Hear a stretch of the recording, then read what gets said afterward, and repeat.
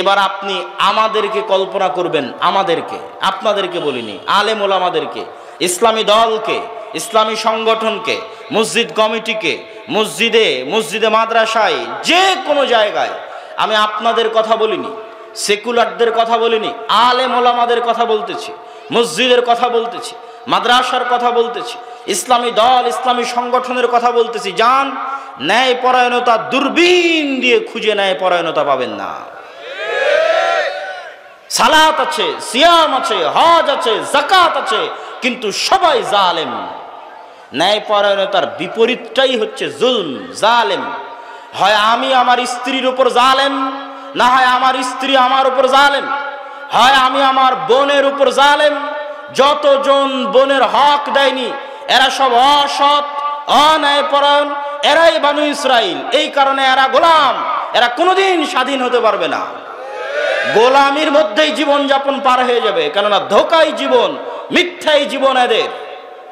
এরা হচ্ছে হয় আমি আমার স্ত্রীর উপর জালেম, না হয় বোনের উপর জালেম, না হয় পাড়া প্রতিবেশীর উপর জালেম, না হয় নিজ ভাইয়ের উপর জালেম, না হয় অধস্তন কর্মকর্তা কর্মচারীর উপর জালেম, না হয় ঊর্ধ্বতন কর্মকর্তা কর্মচারীকে ধোকা দিয়ে জালেম। পুরো মুসলিম উম্মাহ চোখ দিয়ে দেখলে আপনি হতবাক হয়ে যাবেন। সবাই সালাত আদায় করতেছে, মসজিদে যাচ্ছে, সিয়াম আছে, হজ করতেছে, কিন্তু আমি কোনোদিন বাংলাদেশে নির্বাচনের সময় থাকার সুযোগ হয়নি, সবসময় বিদেশে পড়াশোনার কারণে। এবার থাকার সুযোগ হয়েছিল। কত মানুষকে দেখলাম আসে গল্প করতেছে যে সব দলের কাছ থেকে, সব এমপি মন্ত্রীর কাছ থেকে তারা টাকা নিয়েছে এই ওয়াদা দিয়ে যে তাকে ভোট দিবে। আর কত পাতি নেতা, বড় নেতার কাছ থেকে টাকা নিয়েছে যে এত ভোট তাকে নিয়ে দিবে। কিন্তু সবাই মিথ্যুক, সবাই ধোঁকাবাজ। অথচ ওরা সবাই সালাত আদায় করতে যাচ্ছে, ওরা সবাই আবার মসজিদে এসে দান করতেছে, ওরা সবাই আবার ইসলামী সম্মেলন, ইসলামী জালসাতে অতিথি হিসেবে এসে দান করতেছে।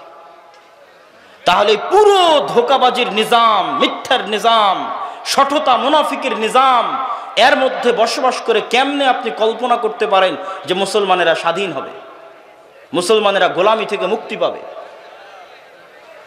ফ্রান্সের রাজধানী, ফ্রান্সের আইফেল টাওয়ারের রাজধানীতে অবস্থিত আইফেল টাওয়ারের পাশে রাত 12টার সময় যতজন বিড়িখোর আছে, জুয়াখোর আছে, মদখোর আছে, সবগুলো মুসলমান। আপনি ভারতের যে কোনো জেলা যেখানে মুসলমানের সংখ্যা বেশি আছে, আমি যখন ভারতে ছিলাম তখনকার কথা অনুযায়ী এখন পরিবর্তন হতেও পারে, সেই আদালতে গিয়ে দেখবেন চুরির মামলা, ডাকাতির মামলা, মদের মামলা, জুয়ার মামলা, সবচেয়ে বেশি মামলা 80%, 70% মামলা মুসলমানের নামে। মিথ্যা মামলা নয়, সত্য মামলা। এই জন্য আমি বলেছি যে আমরা হচ্ছি এই যুগের বানু ইসরাইল। এখন আগের প্রশ্নে চলে, দ্বিতীয় প্রশ্নে চলে যায় যে যেই বানু ইসরাইলদের ঘটনা শোনালাম, এরা তো নবীর সন্তান। এরা নবীর সন্তান হওয়ার পরেও কিভাবে এত নিম্ন লেভেলে চলে গেল যে মুসা আলাইহিস সালামের সাথে 24 ঘন্টা এই রকমের ধোঁকাবাজি, শঠতা, মিথ্যা দিয়ে তাদের আচরণ পরিপূর্ণ হয়ে গেল কেমনে? এটার উত্তর হচ্ছে আমার ছোট্ট গবেষণা, আমার ছোট্ট চিন্তা ভাবনায় আমি যেটা বুঝেছি, মুসলমানদেরকে দেখে বুঝেছি, তাদেরকে দেখে নয়। আজকের যুগের মুসলমানদেরকে দেখে আমি বুঝেছি মূলত কারণ হচ্ছে এই বানু ইসরাইলেরা ইউসুফ আলাইহিস সালামের মৃত্যুর পর, আমি বলেছিলাম যে ইউসুফ আলাইহিস সালামের মৃত্যুর 300, 350, 400 বছর পর মুসা আলাইহিস সালাম এসেছে। এই ইউসুফ আলাইহিস সালামের মৃত্যুর পর বানু ইসরাইলেরা গোলাম হয়ে যায়, ফেরাউনের গোলাম। ফেরাউনের গোলামি করেছে তারা 300 বছর। আর যখন মানুষ গোলাম হয় তখন সেলফ রেসপেক্ট থাকে না, আত্মমর্যাদা থাকে না, আত্মসম্মান হয়ে যায়, অন্তর ছোট হয়ে যায়, ছোট ছোট বিষয় নিয়ে কাড়াকাড়ি করে, ছোট ছোট বিষয় নিয়ে মারামারি করে। মানুষের অন্তর ছোট হয়ে যায় গোলামির কারণে, মানুষের অন্তর নত হয়ে যায় গোলামির কারণে, মানুষের ব্যক্তি সম্মান নষ্ট হয় গোলামির কারণে, মানুষের ব্যক্তিত্ব, আত্মমর্যাদা, আত্মসম্মান নষ্ট হয় গোলামির কারণে। দলিল আমার কাছ থেকে দলিল হচ্ছে এই জন্যই আল্লাহ সুবহানাহু ওয়া তাআলা মুসা আলাইহিস সালামকে বানু ইসরাইলদের সাথে বড় করেননি। মুসা আলাইহিস সালামকে আল্লাহ বড় করেছেন ফেরাউনের বাড়িতে। ফেরাউনের বাড়িতে মুসা আলাইহিস সালাম স্বাধীনভাবে আত্মমর্যাদা নিয়ে, আত্মসম্মান নিয়ে, ব্যক্তিত্ব নিয়ে রাজপুত্র হিসেবে ফেরাউনের বাড়িতে বড় হয়েছে। ফেরাউনের বাড়িতে বড় হওয়ার কারণেই মুসা আলাইহিস সালাতু ওয়াস সালাম যখন বাড়ি থেকে বের হয়ে দেখছেন 25-30 বছর বয়স যে একজন ফেরাউনের লোক একজন বানু ইসরাইলের লোকের উপর অত্যাচার করতেছে, তখন মুসা আলাইহিস সালাম এক থাপ্পড়ে ফেরাউনের লোককে মেরে ফেলে দিয়েছেন। এই থাপ্পড় দেওয়ার জাজবা কোনো গোলামের থাকতে পারে না। এই থাপ্পড় দেওয়ার জাজবা মুসা আলাইহিস সালামের মধ্যে এই জন্যই এসেছে যে উনি স্বাধীনভাবে ফেরাউনের বাড়িতে বড় হয়েছেন। আল্লাহ সুবহানাহু ওয়া তাআলা এই জন্যই ওনাকে বানু ইসরাইলের সাথে বড় করেনি, কিন্তু উনি তো স্বাধীনভাবে আত্মমর্যাদা নিয়ে বড় হলেন। কিন্তু যাদের উনি নবী, এরা তো 300 বছর থেকে গোলাম। এই জন্য কথায় কথায় এদের আচরণ দেখেন। নবীকে বলতেছে তোমার আল্লাহকে না দেখলে ঈমান আনবো না, নবীকে বলতেছে এক খাবার প্রতিদিন ভালো লাগে না, নবীকে বলতেছে তুমি যাওয়ার তোমার আল্লাহ গিয়ে যুদ্ধ করো, তারপরে জয় হলে আমরা আসবো। এই ধরনের কথা একজন নবীর সাথে কেমনে যায়? নবী ব্যক্তিত্ব, আত্মমর্যাদা, আত্মসম্মান, সত্যবাদিতা, আমানতদারিতা, ন্যায়পরায়ণতার বৈশিষ্ট্যে বড় হয়েছে, আর এরা গোলামির জীবনযাপন করেছে। এই জন্য এদেরকে উনি চালাতে পারেননি। আমরা মুসলমানেরা আমাদেরও স্বভাব এতটা নিকৃষ্ট, এতটা খারাপ, এতটা জঘন্য ছিল না, কিন্তু দীর্ঘ 200, 250, 300 বছরের ব্রিটিশদের গোলামি আমাদেরকে মিথ্যুক, দুর্নীতিবাজ, ধোঁকাবাজ, ফাঁকিবাজ বানিয়ে ছেড়েছে। আমাদের রক্তের মধ্যে মিথ্যা, ধোঁকা, দুর্নীতি এবং ফাঁকি ঢুকে গেছে গোলামি করতে করতে। আপনাদের আরএস পর্চার আগের সিএস এবং এসএ পর্চা খুলে দেখেন, আপনারা জমির মালিকই ছিলেন না। ওখানে তাদের নাম লেখা আছে যেই জমিদারের নামে কর এবং খাজনা দেওয়া হতো, জমির মালিকই ছিলেন না। ব্রিটিশরা পিটিয়ে নীল চাষ করাতো এই অঞ্চলের মানুষকে, আর ডিভাইড অ্যান্ড রুলস, একজনকে আরেকজনের বিরুদ্ধে লাগিয়ে রেখে শাসন করত। তো একজন আরেকজনের বিরুদ্ধে লাগতে লাগতে, মারামারি করতে করতে অন্তর ছোট হয়ে গেছে, জাতিগতভাবে অন্তর ছোট হয়ে গেছে। তার প্রমাণ সাধারণ মানুষ বাদ, আপনি আলেম ওলামাকে দেখেন না মঞ্চে উঠে, স্টেজে উঠে কিভাবে গালাগালি করে। আলেম ওলামাদের দেখলে আপনি বুঝতে পারবেন যে ব্যক্তিত্ব, আত্মসম্মান, আত্মমর্যাদা জাতি হিসেবে আমাদের কোথায়। আপনি বলবেন এটা কি শুধু বাংলাদেশের মুসলমানদের অবস্থা? জি না, বাংলাদেশের মুসলমানদের চেয়ে ভয়াবহ, জঘন্য, নিকৃষ্ট অবস্থা আফ্রিকার মুসলমানদের। তারা আরো বেশি জঘন্য গোলামি করেছে ফ্রান্সের, ইতালির, স্পেনের। আপনি যান, গেলে দেখতে পাবেন কিভাবে তাদের জীবনের সাথে মিথ্যা, ধোঁকা, শঠতা, ফাঁকিবাজি মিশিয়ে আছে। ইতালি আর ফ্রান্সের রাস্তায় যত চোর আছে, যত ডাকাত আছে, যত ছিনতাইকারী আছে, তার বেশিরভাগ মুসলমান। আল্লাহর কসম, তার বেশিরভাগ মুসলমান। কেন? ওদেরকে ফ্রান্স, ইতালি, স্পেন এমনভাবে ওদেরকে শাসন করেছে, এমনভাবে ওদেরকে গোলাম বানিয়ে রেখেছে যে ওদের স্বাভাবিক জন্মগত চরিত্র ধ্বংস হয়ে গেছে। আর আমরা যে আজকের যুগের বানু ইসরাইল, তার প্রমাণ, তার আর একটা প্রমাণ দিয়ে আমার বক্তব্য সামনের দিকে এগিয়ে যায়।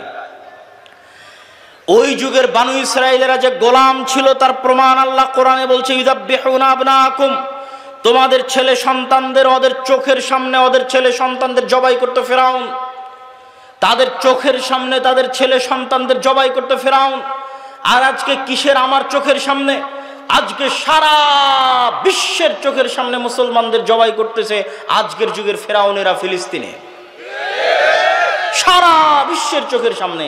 এই একটাই প্রমাণ করে যে আপনি গোলাম, আমি গোলাম, আমরা কৃতদাস, গোলামের জীবন যাপন করছি। আমরা হচ্ছে এই যুগের বানু ইসরাইল, আর ওরা হচ্ছে এই যুগের ফেরাউন।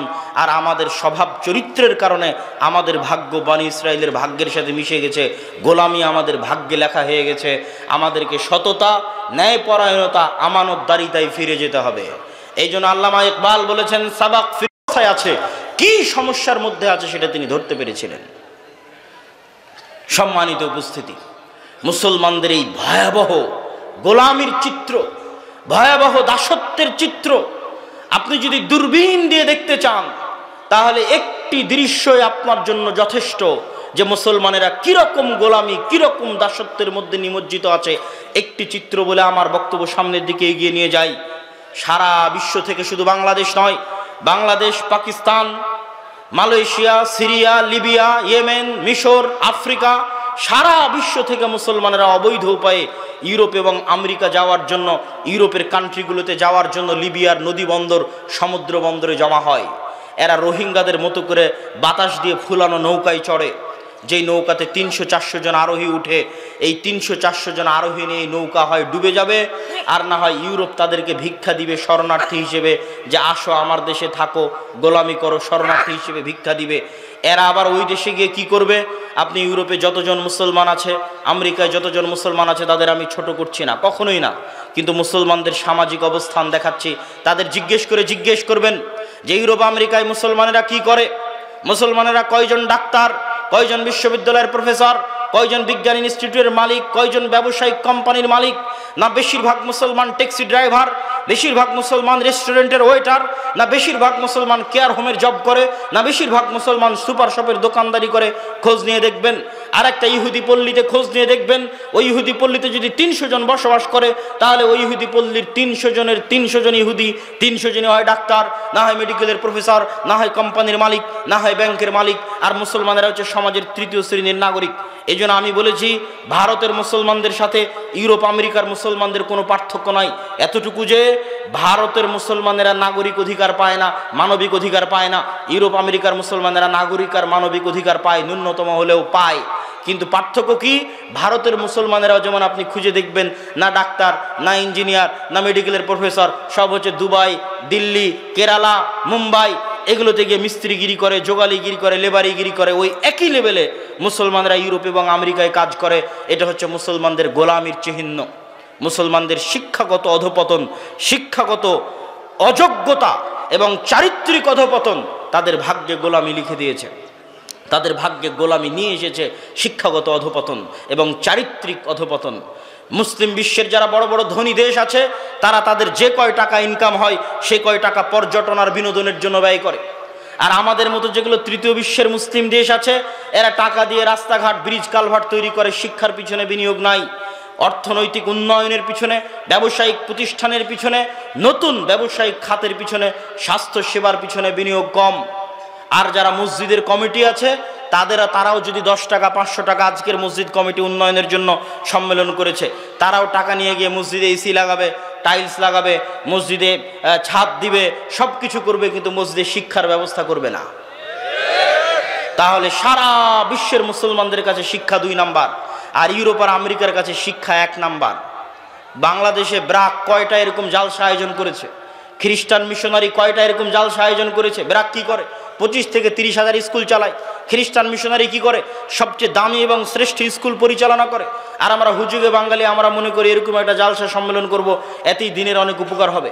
12 বছর সিলেবাসে যা পড়বে তাই 1 ঘন্টার বক্তব্যে সমাধান হবে? 12 বছর সিলেবাসে ইসলাম বিদ্বেষী জিনিস পড়বে, ধর্ম বিদ্বেষী জিনিস পড়বে, আমি 1 ঘন্টার বক্তব্য দিয়ে কি করব? মুসলমানেরা কখনোই সিস্টেম তৈরি করা জানে না। মুসলমানেরা জানে শুধু রিয়্যাক্ট করা, প্রতিক্রিয়া দেখানো। প্রতিক্রিয়া দেখানো আর কাজ করা, সিস্টেম তৈরি করার মধ্যে কি পার্থক্য আমি ছোট্ট উদাহরণ দিয়ে বুঝিয়ে দিই। এই বক্তব্যগুলো, এই আলোচনাগুলো মূলত আলেম ওলামা, শিক্ষিত শ্রেণী, ইসলামী দল, ইসলামী সংগঠন যারা করে তাদের চিন্তা করা উচিত, তাদের চিন্তার খোরাক। কিন্তু যেহেতু আলোচনা করতে এসেছি, সেহেতু উদাহরণ হিসেবে আপনাদের সামনে বলে যাচ্ছি। ধরেন পাশের বাড়ির ছাগল যদি আপনার গাছ খেয়ে ফেলে, তাহলে প্রতিক্রিয়া হচ্ছে আপনি চিল্লাচিল্লি করবেন, গালাগালি করবেন। তারপরে ছাগল 5 দিন আসবে না, 5 দিন পর আবার ছাগল আসবে, আপনি আবার চিল্লাচিল্লি করবেন, গালাগালি করবেন। এটার নাম প্রতিক্রিয়া। আর অ্যাক্ট কি, কাজ কি, সিস্টেম কি? আপনি ওই গাছটা বেড়া দিয়ে ঘিরে দিবেন, তার পাশে আরো বড় প্রাচীর দিয়ে ঘিরে দিবেন, যেন ওই ছাগল আর কোনোদিন এই গাছের কাছে আসতেই না পারে। এটা হচ্ছে কাজ। মুসলমানেরা সবসময় কি করে? হুট করে একদিন দেখলো ফেসবুকে কেউ আল্লাহর নবীকে গালি দিয়েছে, রাস্তাঘাট মাঠঘাট গরম করে লিল্লাহি তাকবীর দিয়ে মিছিল মিটিং করে 5 দিন 10 দিন পর আবার ঘুমিয়ে যাবে। কথা আমার বুঝতে পারেননি? 5 দিন 10 দিন পর ঘুমিয়ে যাবে। 5 বছর পর ঘুম থেকে উঠে দেখবে সিলেবাসের মধ্যে LGBTQ, সিলেবাসের মধ্যে ট্রান্সজেন্ডার, সিলেবাসের মধ্যে সমকামিতা, আবার লাফ দিয়ে উঠে রাস্তাঘাট মিছিল মিটিং একাকার, 10 দিন পর আবার ঘুমিয়ে যাবে। এটা হচ্ছে প্রতিক্রিয়া। কিন্তু যেই সিলেবাসের মধ্যে LGBT ঢুকলো, এই সিলেবাস তো ভারতেরও নয়, রাশিয়ারও নয়, চীনেরও নয়, আমেরিকারও নয়, তো তোমার বাংলাদেশের সিলেবাস। তুমি ছিলা কোথায়? তুমি কোথায় ছিলা? তুমি শুধু ওরা ঘটাবে তখন তাকবীর দিবা, এই অপেক্ষায় ঘুমিয়ে আছো। কিন্তু তারা 100 বছরের দীর্ঘমেয়াদী পরিকল্পনা নিয়ে, 50 বছরের দীর্ঘমেয়াদী পরিকল্পনা নিয়ে কাজ করে যাচ্ছে। যখন একটা জিনিস বাইরে ভাইরাল হয়, তোমরা লাফ দিয়ে উঠে তাকবীর দাও, তখন ওরা বলে আচ্ছা ঠিক আছে এবারের মতো না, আরো 5 বছর 3 বছর অপেক্ষা করো, নতুন সিস্টেমে এদেরকে খাওয়াবো, এরা তো আবার ঘুমিয়ে যাবে। তখন আবার প্রকাশ হবে, আবার আপনি লাফ দিয়ে গিয়ে তাকবীর দিবেন, মিছিল মিটিং করবেন, আবার ঘুমিয়ে যাবেন। এইভাবে কখনো হয় না। তারা দীর্ঘমেয়াদী পরিকল্পনা নিয়ে কাজ করে। এই জন্য মুসলমানদেরকে শিক্ষা নিয়ে, দীর্ঘমেয়াদী পরিকল্পনা নিয়ে, চারিত্রিক উন্নয়ন নিয়ে, সততা, ন্যায় পরায়ণতা, আমানতদারিতা নিয়ে এবং শিক্ষা নিয়ে ইত্যাদি নিয়ে দীর্ঘমেয়াদী কাজ করতে হবে। সিস্টেম তৈরির পিছনে কাজ করতে হবে। আদ-দাওয়া ইলাল্লাহ দেশব্যাপী মসজিদ ভিত্তিক দিন শিক্ষার যে কার্যক্রমের উদ্যোগ নিয়েছে, ওটা অতি নগণ্য, অতি ক্ষুদ্র উদ্যোগ। এটা আমি তাকবীর দিয়ে সমাবেশ করে, জনসমাবেশ তৈরি করে আপনাকে দেখাতে পারবো না যে কত লোক এটা অনুসরণ করতেছে বা মানতেছে। কেননা এটা দল নয় যে আপনাকে দেখাবো এখানে হাজার হাজার মানুষ। এটা শিক্ষার বিষয়, এটা সমাজে দীর্ঘমেয়াদী প্রভাব রাখবে, নীরবে বিপ্লব ঘটাবে, সমাজে নীরবে মানুষকে দিন শিখাবে, কোরআনের পাশাপাশি মৌলিক দিন শিখাবে। কিন্তু এটা চ্যালেঞ্জ। কেন? এটাকে কেউ দাওয়াতি কাজ মনে করে না। আমাদের যুবক সমাজ মনে করে দাওয়াতি কাজ মানে জালসা আয়োজন করতে হবে, দাওয়াতি কাজ মানে কোনো দলে যোগ দিয়ে পদ নিতে হবে, কোনো মিছিল মিটিংয়ে যুক্ত হতে হবে, তাকবীর দিতে হবে। তারা কখনোই মনে করে না দাওয়াতি কাজ মানে শিক্ষা। তারা মনে করে মসজিদে মক্তব তো কমিটি চালাবে আর ইমাম চালাবে। জি না, এটাই দাওয়াতি কাজ। আপনার মাথায় যখনই মাথায় আসবে যে আপনি দাওয়াতি কাজ করবেন, তখন আপনার মাথায় যেন আগে শিক্ষা আসে যে অত্র অঞ্চলের সকল মুসলমানের সন্তান কোরআন শিখলো কিনা, আপনি নিজে কোরআন জানেন কিনা, অত্র অঞ্চলের সকল মুসলমানের সন্তান দিন শিখলো কিনা, আপনার কাছে নিজের কাছে দিনের মৌলিক জ্ঞান আছে কিনা। না থাকলে বাড়ি বাড়ি গিয়ে দাওয়াত দিয়ে দিয়ে কমিটিকে বুঝিয়ে ওই বাচ্চাদেরকে মসজিদে নিয়ে এসে আদ-দাওয়া ইলাল্লাহর সহযোগিতা নিয়ে, ট্রেনিং নিয়ে উক্ত মসজিদে দিন শিক্ষার ব্যবস্থা বাস্তবায়ন করবেন। এটাই দাওয়াতি কাজ। এখন পর্যন্ত আমরা 3 ব্যাচে 100-র অধিক শিক্ষককে ট্রেনিং দিয়েছি। যে ট্রেনিংয়ে আসবে তার যাতায়াত খরচ জামিয়া সালাফিয়ার উপর, দাওয়া ইলাল্লাহর উপর। যে ট্রেনিংয়ে এসে থাকবে খাবে 10 দিন, ওই থাকা খাওয়ার খরচ জামিয়া সালাফিয়ার উপর, দাওয়া ইলাল্লাহর উপর। ট্রেনিং নিয়ে যখন ফিরে যাবে তখন 5 কপি 10 কপি করে সিলেবাসের বই তাদের কাছে বিনামূল্যে দেওয়া হবে। ওই বইয়ের বিনামূল্যে দেওয়ার খরচও জামিয়া সালাফিয়ার উপর, দাওয়া ইলাল্লাহর উপর। আর আমি খাকসার আব্দুল্লাহ বিন আব্দুর রাজ্জাক দেশ ও জাতির ভবিষ্যৎ প্রজন্মের সন্তানের শিক্ষার জন্য ওয়াকফ হিসেবে আছি। যেখানে ডাকবেন বিনা খরচে ফি সাবিলিল্লাহ সেই মসজিদে উপস্থিত হব, জাতির সাথে ওয়াদাবদ্ধ। কিন্তু টাকার বিনিময়ে জালসা থেকে জালসা করে বেড়াবো, এইটা কখনো দীর্ঘস্থায়ী টেকসই কাজ নয়।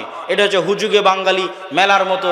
আগের যুগে যাত্রা হতো, এই যুগে মেলা, তার আগের যুগে মেলা হতো, আর এখন হয়তো আমরা তার আলট্রা ভার্সন, ইসলামিক ভার্সন তৈরি করেছি, জালসা সম্মেলন।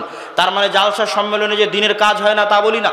জালসা সম্মেলনে 2টা দিক নির্দেশনা দেওয়া যায়, জালসা সম্মেলনে 2টা ইমান জাগানো কথা বলা যায়, কিন্তু জালসা সম্মেলনে শিখানো যায় না। ও 12 বছর সিলেবাসে যা শিখাবে আমি একদিনে 1 ঘন্টায় তা শিখাতে পারবো না। এর জন্য আপনাকে মসজিদে আসতে হবে, আমার ট্রেনিং প্রাপ্ত শিক্ষকের কাছে সিলেবাসের মাধ্যমে আপনাকে নিয়মিত শিখতে হবে। ও 12 বছরে ধর্মবিদ্বেষী যা শিখাবে তার আগেই অ্যান্টিবায়োটিক হিসেবে, ইঞ্জেকশন হিসেবে আপনার শরীরের সন্তানের অন্তরে দিনের জ্ঞান, কোরআনের জ্ঞান বসিয়ে দেওয়া হবে, যেন শয়তান তাকে পথভ্রষ্ট করতে না পারে ইনশাআল্লাহ। কিন্তু আপনি যদি মসজিদ ভিত্তিক দিন শিক্ষা বাস্তবায়ন না করেন, তাহলে জেনে রাখবেন আপনার সন্তানকে, যে কোনো মুসলমানের সন্তানকে কোরআনের জ্ঞান না দিয়ে, মৌলিক দিনের জ্ঞান না দিয়ে বর্তমান যুগে স্কুলে পাঠানো সরাসরি শয়তানের কাছে পাঠানো। আর আমি যখনই শয়তানের কথা বলি, ইবলিসের কথা বলি, আল্লাহে আল্লাহর কসম, আল্লাহে আল্লাহর কসম, আল্লাহে আল্লাহর কসম, কাল্পনিক কোনো চরিত্রের কথা বলি না। যে ইবলিস পৃথিবীতে বাস করে, যে ইবলিস আদম আলাইহিস সালাতু ওয়াস সালামকে সিজদা করেনি, সরাসরি ওই ইবলিসের কথা বলি।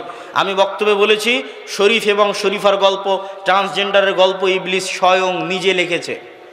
তো আমি যখন বলেছি ইবলিস নিজে লিখেছে, আল্লাহর কসম আমি এটা কাল্পনিক চরিত্র হিসেবে ব্যবহার করিনি। আমি সত্যি সত্যি ওই ইবলিস বুঝিয়েছি যে পৃথিবীতে বাস করে, ওই ইবলিস বুঝিয়েছি যে আদম আলাইহিস সালাতু ওয়াস সালামকে সিজদা করেনি সেই ইবলিস। এই ইবলিসের সবচেয়ে বড় এজেন্ডা হচ্ছে মানুষকে তার স্বাভাবিক মর্যাদা থেকে, স্বাভাবিক মান সম্মান থেকে নিচে নামিয়ে দেওয়া। তাহলে মানুষ যখন এই ধরনের জঘন্য নিকৃষ্ট পশু বৃত্তিতে লিপ্ত হয়ে যাবে, তখন ইবলিস খুশি হবে, ইবলিস শান্তি পাবে, ইবলিস আরাম পাবে। এই জন্য সারা পৃথিবীতে ইবলিস তার এই এজেন্ডা নিয়ে কাজ করতেছে। অতএব আপনি আপনার সন্তানকে দিন না শিখে স্কুলে পাঠালেন মানে ইবলিসের কাছে পাঠালেন। আর সেই দিন আরো ভয়াবহ হবে। কোন দিন ভয়াবহ হবে? আপনি জার্মানিতে খোঁজ নেন, ফ্রান্সে খোঁজ নেন, যে কোনো প্রবাসী ভাইয়ের কাছে, যে মুসলমানের সন্তান যদি স্কুলে যায় আর স্কুলে যদি তাকে সমকামিতা শেখানো হয়, আর বাবা যদি এই সমকামিতার প্রোটেস্ট করে, যেটা আমাদের দিনে হারাম, বা বাবা যদি সন্তানকে শাসন করার চেষ্টা করে, আর ওই সন্তান যদি স্কুলে গিয়ে শিক্ষককে বলে যে আমার স্কুলে যেটা শেখানো হচ্ছে বাবা তার বিরোধিতা করতেছে এবং আমাকে এটা করতে দিচ্ছে না বা মানতে দিচ্ছে না, সাথে সাথে গভর্নমেন্টের পক্ষ থেকে পুলিশের মাধ্যমে ওই সন্তানকে বাপ মা থেকে আলাদা করে দেওয়া হবে, সন্তানকে সেফ হোমে রাখা হবে।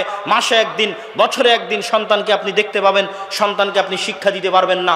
সন্তান জন্ম দিয়েছেন আপনি, সন্তানের পিছনে খরচ করছেন আপনি, খাওয়াচ্ছেন আপনি, কিন্তু সন্তানকে শিক্ষা দিবে, মানুষ করবে স্বয়ং ইবলিস নিজে।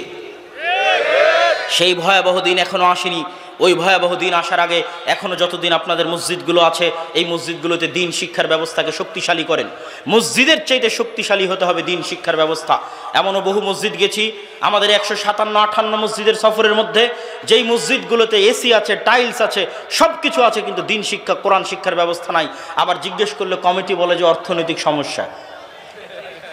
তখন আমি কমিটিকে বলেছি আপনার এসি বিক্রি করলে 1 বছর মক্তব চলবে, আর আপনার এসি বিক্রি করা শেষ হয়ে গেলে মসজিদের দেওয়াল থেকে টাইলস খুলে বাজারে বিক্রি করবেন, ওইটা দিয়ে আর কিছুদিন মক্তব চলবে। টাইলস খুলে বিক্রি করা হয়ে গেলে যে ফ্যানগুলো লাগিয়ে রেখেছেন, এই ফ্যানগুলো খুলে বাজারে বিক্রি করবেন, আর কিছুদিন মক্তব চলবে। তারপরে যে মাইক আর ব্যাটারিটা আছে ওটাও খুলে বাজারে বিক্রি করে দিবেন, আর কিছুদিন মক্তব চলবে। তবুও আপনি মসজিদে যা লাগিয়েছেন তার চাইতে শিক্ষা বেশি জরুরি।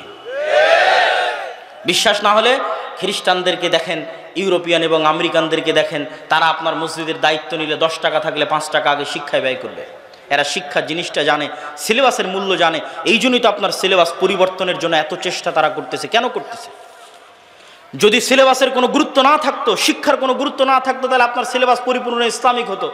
আর বেরাক আর খ্রিস্টান মিশনারিরা বড় বড় জালসা করে বেড়াতো। বুঝেননি মনে হয় যে আপনি বিশাল ইসলামিক সিলেবাস নিয়ে দেশ চালাবেন, আর বেরাক আর খ্রিস্টান মিশনারিরা বড় বড় জালসা করবে, তাহলে তাই হতো না? তো ওরা তো একটাও জালসা করে না, ওরা কিনে ব্যস্ত আছে সিলেবাস আর শিক্ষা, সিলেবাস আর শিক্ষা। তাহলে আপনি কি স্বর্ণের মসজিদ দিয়ে পানি খাবেন? স্বর্ণ দিয়ে মসজিদ বানিয়ে, স্বর্ণ দিয়ে মাদ্রাসার বিল্ডিং বানিয়ে, স্বর্ণ দিয়ে রাস্তাঘাট বানিয়ে ধুয়ে পানি খাবেন? যেখানে যেই মসজিদের আশেপাশে জুয়াখোর, মদখোর, গাঞ্জাখোর, free fire, PUBG, TikTok, reels ইত্যাদি নেশাগ্রস্ত যুব সমাজে পরিপূর্ণ হয়ে গেছে। এই মসজিদ বিরান পড়ে থাকবে। বিরান পড়ে থাকা মসজিদ দেখে এসেছে, আপনিও দেখতে পারেন। স্পেনের কর্ডোভা, গ্রানাডায় মুসলমানেরা 800 বছর শাসন করেছে। কর্ডোভার জামে মসজিদে এক ছাদের নিচে, এক ফ্লোরে 70,000 মুসলমান মুসল্লি সালাত আদায় করতে পারবে। সেই কর্ডোভার জামে মসজিদ আজ পৃথিবীর সবচেয়ে বড় গির্জা। বাহির থেকে দেখলে দেখবেন মিনার আছে, কারুকাজ আছে, ডিজাইন আছে, মেহরাব আছে, মনে হচ্ছে এখনই আজান দিবে আর এখনই সালাত হবে। ভিতরে ঢুকে দেখবেন মারিয়াম আলাইহিস সালাতু ওয়াস সালাম আর ঈসা আলাইহিস সালাতু ওয়াস সালামের মূর্তিতে পরিপূর্ণ হয়ে আছে। বলেন নাউজুবিল্লাহ। তো মসজিদ তো বিরান পড়ে আছে। এরকম মসজিদ বিরান পড়ে থাকবে যদি আপনি শিক্ষার ব্যবস্থা না করেন। সম্মানিত উপস্থিতি, আমি আমার বক্তব্য দীর্ঘায়িত করতে চাই না, তবে যতটুকু আপনাদেরকে বলে যাচ্ছি এতটুকু নিয়ে যদি কাজ করেন, অন্তত সত্য বলা যদি শিখেন, মিথ্যা থেকে যদি তওবা করেন যে আর জীবনে কোনোদিন মিথ্যা বলবেন না। আমি আমার ব্যক্তিগত অভিজ্ঞতা বলি, আমার ছেলে মোহাম্মদ, আমি আগে মনে করতাম ইউরোপ ঘোরার আগে বা ইংল্যান্ড ঘোরার আগে যে তাদেরকে সালাত, সিয়াম, হজ, যাকাত এগুলো শিখাতে হবে। সালাত, সিয়াম জরুরি, কিন্তু এখন আমি মনে করি আগে শিখাতে হবে সত্য বলা, আগে শিখাতে হবে ন্যায় পরায়ণতা, আগে শিখাতে হবে আমানতদারিতা। কেননা আমার নবী মুহাম্মদ সাল্লাল্লাহু আলাইহি ওয়াসাল্লাম নবী হওয়ার আগে জন্মগত সত্যবাদী ছিলেন, নবী হওয়ার আগে জন্মগত আমানতদার ছিলেন, নবী হওয়ার আগে জন্মগত ন্যায়পরায়ণ ছিলেন। আর আমাদের কাছে সালাত, সিয়াম, হজ, যাকাত আছে, কিন্তু মাদ্রাসা, মসজিদ, দল, সংগঠন কোথাও ন্যায়পরায়ণতা নাই, আমানতদারিতা নাই, সত্যবাদিতা নাই, সততা নাই। এই জন্য এই সালাত, এই সিয়াম, এই হজ, এই যাকাত কাজে আসবে না, আসবে না, আসবে না। আমাদের কাছে এই মাইক আছে, শত শত ক্যামেরা আছে, শত শত মিডিয়া আছে, কই আল্লাহর নবীর কাছে মুহাম্মদ সাল্লাল্লাহু আলাইহি ওয়াসাল্লামের কাছে না মাইক ছিল, না ক্যামেরা ছিল, না মোবাইল ছিল। তারপরে সারা পৃথিবীতে ওই সময় মুহাম্মদ সাল্লাল্লাহু আলাইহি ওয়াসাল্লাম এবং তার সাহাবীরা, তাদের হাতে যত বেশি মানুষ মুসলমান হয়েছিল, আমাদের কাছে কয়টা মানুষ মুসলমান হচ্ছে? ইসলামের বিপ্লব কেন আসতেছে না? বিপ্লব কেন আসে না? এই জন্য যে মুহাম্মদ সাল্লাল্লাহু আলাইহি ওয়াসাল্লামের স্বভাব সম্পর্কে খাদিজা রাদিয়াল্লাহু তাআলা আনহা নিজে বলছেন, যখন তিনি সেই দিন নবী হবেন, তার কাছে হীরা গুহায় ওহী এসেছে, সেই দিন তিনি ভয়ে থরথর করে কাঁপতে কাঁপতে খাদিজার কাছে এসেছেন। সেই দিন খাদিজা রাদিয়াল্লাহু তাআলা আনহা মুহাম্মদ সাল্লাল্লাহু আলাইহি ওয়াসাল্লামকে বলছে লা ইউখজিকাল্লাহ, আল্লাহ আপনাকে কখনোই ধ্বংস করবেন না। কেন? আপনি হচ্ছেন তাসিলুর রাহিম, আপনি সেই নবী যিনি আত্মীয়তার সম্পর্ক রক্ষা করেন। তাকরির যায়েফ, আপনি সেই নবী, সেই মানুষ যিনি গরিব ধনী সকল মেহমানের মেহমানদারি করেন। তুইনু আলা নাওয়াইবিল হক, আপনি সেই মুহাম্মদ যিনি অসহায় দুস্থ দরিদ্র মানুষের বিপদগ্রস্ত মানুষের পাশে দাঁড়ান। আপনি সেই নবী, সেই মানুষ, সেই মুহাম্মদ যিনি তাহমিলুল কাল, মানুষের যদি বোঝা ভারী হয়, ঋণের বোঝা ভারী হয়, যাত্রাপথে মানুষের বোঝা ভারী হয়, তাহলে সেটা আপনি উঠিয়ে দেন। এই বৈশিষ্ট্যগুলো যখন আমার নবীর মধ্যে আছে, তখনও সালাত আসেনি, সিয়াম আসেনি, হজ আসেনি, জাকাত আসেনি। এই বৈশিষ্ট্যের কারণে, এই ব্যক্তিত্বের কারণে, এই আমানতদারিতার কারণে, এই সততার কারণে, এই ন্যায়পরায়ণতার কারণে আল্লাহর নবী এবং তার সাহাবীরা যেখানে গেছে, এই ন্যায়পরায়ণতা দেখে, সততা দেখে, আমানতদারিতা দেখে, চারিত্রিক উন্নতি দেখে মানুষ দলে দলে ইসলাম গ্রহণ করেছে। আর আমাদের কাছে সবই আছে, কিন্তু মুহাম্মদ সাল্লাল্লাহু আলাইহি ওয়াসাল্লামের ওই চরিত্র নাই, ওই সততা নাই, ওই আমানতদারিতা নাই, ওই ন্যায়পরায়ণতা নাই, আর ওই শিক্ষার ব্যবস্থা নাই। যেই শিক্ষার ব্যবস্থা আমরা হারিয়ে ফেলেছি, যেই শিক্ষা আমাদের কাছে গুরুত্বহীন হয়ে গেছে, সারা বিশ্বের মুসলমানের কাছে গুরুত্বহীন হয়ে গেছে। অতএব আমি আপনাদের কাছে উদাত্ত আহ্বান জানাবো, আমার বক্তব্য শেষ করার আগে দুইটা দাওয়াত আপনারা নিয়ে যাবেন। এক, আল জামিয়া সালাফিয়া রূপগঞ্জ নারায়ণগঞ্জ 50 থেকে 60 বিঘা জমির উপর এখন অবস্থান করছে। ভবিষ্যৎ পরিকল্পনা 100 বিঘা জমির উপর একটি আন্তর্জাতিক মানের ইসলামী বিশ্ববিদ্যালয় সহ আরও বহু মেগা প্রকল্প এখানে বাস্তবায়ন হবে, যদি আল্লাহ সুবহানাহু ওয়া তাআলা কবুল করে। বলেন আল্লাহুম্মা আমিন। সেখানে 7 ও 8ই মার্চ দেশ এবং বিদেশ, সৌদি আরব, ভারত এবং বাংলাদেশ 3 দেশের আলেম ওলামা উপস্থিত থাকবে। উক্ত অনুষ্ঠানে আপনাদের স্বতঃস্ফূর্ত অংশগ্রহণের আহ্বান জানাচ্ছি। বলেন ইনশাআল্লাহ। পাশাপাশি আদ-দাওয়া ইলাল্লাহর অধীনে মক্তব পরিচালনা করা, এটা উন্মুক্ত, সবার জন্য উন্মুক্ত। আমাদের এখনও 1000 আবেদন আছে। যেখান থেকে আবেদন হচ্ছে, হতাশার কিছু নাই। যদি 160টা মসজিদে যেতে পারি, তাহলে বাকি 1000 মসজিদেও যেতে পারবো ইনশাআল্লাহ। আপনিও আমাদের কাছে আমাদের গুগল ফর্ম লিংক পূরণ করে আবেদন জানিয়ে রাখতে পারেন। পাশাপাশি আপনার শিক্ষককে ট্রেনিংয়ে পাঠিয়ে মসজিদের মক্তব শিক্ষাকে উন্নত করতে পারেন। আমাদের কাছে কোরআনের পাশাপাশি দিন শিক্ষা দুইটা মিলে সুন্দর সিলেবাস আছে, সুন্দর ট্রেনিংয়ের ব্যবস্থা আছে, মক্তবের ম্যানেজমেন্ট সিস্টেম আছে। এটা নিয়ে আমি কাজ করতেছি, এটাই আমার ধ্যান জ্ঞান। এটাকে আমি যুদ্ধ হিসেবে নিয়েছি, সংগ্রাম হিসেবে নিয়েছি। কার বিরুদ্ধে বলেন তো? জোরে বলেন, কার বিরুদ্ধে? কাল্পনিক না বাস্তবে? বাস্তবে ইবলিসের বিরুদ্ধে, বাস্তবে শয়তানের বিরুদ্ধে যুদ্ধ হিসেবে গ্রহণ করে মসজিদ ভিত্তিক দিন শিক্ষা, মসজিদ ভিত্তিক কোরআন শিক্ষার এই কার্যক্রমকে সামনের দিকে এগিয়ে নিয়ে যাবেন। আর আপনাদের কাছে আজকে স্টেজে আমি জানি না কি ধরনের বই পুস্তক আছে, তারপরও ফিকহুস সালাফ, আহলুল হাদিসদের ফিকা আছে কি নাই, এই মর্মে মানুষেরা অভিযোগ করে যে সালাফিরা ফিকা মানে না, আহলে হাদিসেরা ফিকা মানে না। এই বইটাকে মূল্যায়ন করবেন। ভারতের বিখ্যাত আলেম নওয়াব সিদ্দিক হাসান খান ভূপালী রাহিমাহুল্লাহ কর্তৃক রচিত এবং ইমাম নাসিরউদ্দিন আলবানী রাহিমাহুল্লাহ কর্তৃক পরামর্শ প্রদানকৃত এই গ্রন্থ। পাশাপাশি আমাদের যে বই পুস্তকগুলো রয়েছে, মাসিক আল ইতিসাম সহ সকল বই আপনারা স্টেজে পাবেন। আমি এখন আপনাদের কিছু প্রশ্ন উত্তর আছে, এই প্রশ্ন উত্তরগুলো দিয়ে রাত দীর্ঘ করতে চাই না, এই জন্য যতটুকু প্রয়োজন ততটুকু আমি আপনাদের সামনে আলোচনা পেশ করলাম। আপনাদের প্রশ্ন উত্তরের মাধ্যমে, বৈঠক শেষের দোয়ার মাধ্যমে আপনাদের আজকের অনুষ্ঠান শেষ হবে ইনশাল্লাহ। আমি একজন প্রকৃত মুসলিম। আমার প্রশ্ন হচ্ছে, অনেক মুসলমান ইসরায়েলের পণ্য বয়কট করেনি, তাদের ভিতরে কি ঈমান বলতে কিছু আছে? উত্তর হচ্ছে, আপনার প্রশ্নের উত্তর হচ্ছে, কোনো মুসলমান যদি ইসরায়েলের পণ্য এই আশায়, এই নিয়তে কিনে যে ইসরায়েলকে সহযোগিতা করবে, তাহলে সে কাফের হয়ে যাবে। আর যদি ইসরায়েলকে সহযোগিতার আশা নয়, জানে না, অতটা সচেতন নয়, ভুলে ক্রয় করছে, তাহলে তার বিষয়ে কিছু বলার নেই। আল্লাহ সুবহানাহু ওয়া তাআলা তাকে সংশোধন হওয়ার এবং হেদায়েত হওয়ার তৌফিক দান করুক। সহযোগিতার অর্থে ইসরায়েলকে মুসলমানদের হত্যার সহযোগিতার অর্থে কোনো সহযোগিতা করা যাবে না। আমার নাম রকি, আমার নামের অর্থ মহিমান্বিত। আমার প্রশ্ন হলো, রকি নাম রাখা যাবে কি? রকি অর্থ মহিমান্বিত, এটা আপনি কিভাবে জানলেন? আমার তো জানা নাই। পবিত্র কোরআন ও সহিহ হাদিস অনুসারে 5 ওয়াক্ত সালাত জুমা সহ আদায় করার জন্য এবং মসজিদ সকল কার্যক্রম পরিচালনার উদ্দেশ্যে আমি মসজিদ নির্মাণ করার জন্য গ্রামে জমি দান করেছি, কিন্তু সে মসজিদে জুমার সালাত 2 আজানে আদায় করা হয়, 5 ওয়াক্ত সালাত আউয়াল ওয়াক্তে আজান আনতে আদায় করা হয় না। এমত অবস্থায় জমি দানের জন্য কোরআন সুন্নাহ অনুসারে আমি কোনো নেকি আছে কিনা জানতে চাই। আপনি অবশ্যই নেকি পাবেন, তবে তাদের আমলকে সংশোধনের চেষ্টা করতে হবে। তারা আউয়াল ওয়াক্তে সালাত আদায় করতেছে না, তার অর্থ এই নয় যে তাদের সালাত বাতিল হয়ে যাচ্ছে। আউয়াল ওয়াক্তে সালাত আদায় করলে নেকি বেশি, তবে ওয়াক্ত যতক্ষণ আছে ততক্ষণের মধ্যে সালাত আদায় করা যাবে, তবে আউয়াল ওয়াক্তে সালাত আদায় করা জরুরি। অতএব তাদের সালাত বাতিল হচ্ছে না, আপনি নেকি পাবেন ইনশাআল্লাহ, তবে সংশোধনের চেষ্টা করতে হবে। সহজভাবে বলবেন, আমার রাগ কমাবো কিভাবে? রাগ কমানোর দোয়া আছে কি? রাসূল সাল্লাল্লাহু আলাইহি ওয়াসাল্লাম শিখিয়ে দিয়েছেন, রাগ শয়তানের পক্ষ থেকে আসে। আউযু বিল্লাহি মিনাশ শাইতানির রাজিম বলতে বলেছেন, উজু করতে বলেছেন, বসতে বলেছেন, বসাতেও রাগ না কমলে শোয়ার জন্য বলেছেন। অতএব রাগ কমার দোয়া আউযু বিল্লাহি মিনাশ শাইতানির রাজিম। রাগ হলে করণীয় বসে যাওয়া, বসায় বন্ধ না হলে শোয়া, তাতে বন্ধ না হলে উজু করা।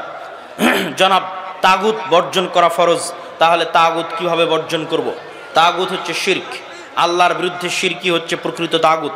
শিরক বর্জন করাই হচ্ছে তাগুত বর্জন করা, আর তাওহীদ অনুসরণ করাই হচ্ছে তাগুত বর্জন করা। বর্তমান সময়ে বেশিরভাগ মানুষ সামাজিক যোগাযোগ মাধ্যমে দোয়া চায় আল্লাহর কাছে। এটা কি জায়েজ? যে কোনো অবস্থায়, যে কোনো জায়গায়, যে কোনো মাধ্যম ব্যবহার করে দোয়া চাওয়া যাবে। চিঠিতে দোয়া চাওয়া যেমন, সামাজিক যোগাযোগ মাধ্যম ফেসবুকে দোয়া চাওয়া তেমন। আগের যুগের সালাফে সালেহিনরা চিঠি লিখলে চিঠিতে দোয়া করতেন। আমাদের নবী স্বয়ং চিঠির মধ্যে লিখেছেন আসসালামু আলা মানিত্তাবা আল হুদা, এটাও একটা দোয়া। শায়েখ বিয়ের ব্যাপারে একটা ছেলের মাঝে কি কি বৈশিষ্ট্য থাকলে বুঝতে পারবো যে সে আসলে প্রকৃত দিনদার? শুধু ছেলে নয়, ছেলে মেয়ে উভয়ের ক্ষেত্রে আপনাদেরকে একটা নাসিহা করে যাই, যে আপনারা যদি মনে করেন দিনদার মেয়ে পাত্রী হিসেবে নেবেন, আপনারা যদি মনে করেন দিনদার ছেলে পাত্র হিসেবে নেবেন, তাহলে আপনাদের জন্য নাসিহা হচ্ছে, মাদ্রাসার ছাত্রী হিসেবে, বোরখা হিসেবে, পর্দা হিসেবে কখনোই দিনদার বাছাই করবেন না। আবারও বলি, মেয়েদের দিনদারিতা দেখার জন্য কখনই মাদ্রাসার ছাত্র, কোরআনের হাফেজ, দাওরা পাশ এবং পর্দা দেখবেন না। কি দেখবেন? মেয়েদের দিনদারিতা দেখার জন্য মেয়ের মাকে দেখবেন, মেয়ের খালাকে দেখবেন, মেয়ের ফুফুকে দেখবেন। মেয়ের মা, খালা, ফুফু যদি নরম আচরণ, ভদ্র ব্যবহার, শালীনতার মধ্যে থাকে, সংসার টিকে আছে, তাদের নামে কোনো দুর্নাম নাই, তাহলে মেয়ে জেনারেল লাইনে হলেও দিনদারিতা। আর যদি মেয়ের মা, খালা, ফুফু তাদের মধ্যে অশালীন আচরণ লক্ষ্য করা যায়, বেহায়াপনা, বেলেল্লাপনা লক্ষ্য করা যায়, তাহলে মেয়ে মহিলা মাদ্রাসায় পড়লেও, কোরআনের হাফেজ হলেও, তাহলে সেটা আপনার জন্য সৎ এবং দিনদার পাত্রী হিসেবে নাও হতে পারে। আমি একজন একই অবস্থা ছেলেদের, ছেলের মধ্যে সৎকে, যার বাবা সৎ, যার দাদা সৎ, যার চাচা সৎ, যার আত্মীয় স্বজন সৎ, সে সৎ। মাদ্রাসায় পড়লো কি, আলেম হলো কি, এটা দেখে লাভ নাই। ছেলের বাবা কেমন, ছেলের দাদা কেমন ছিল, এটা দেখলেই যথেষ্ট।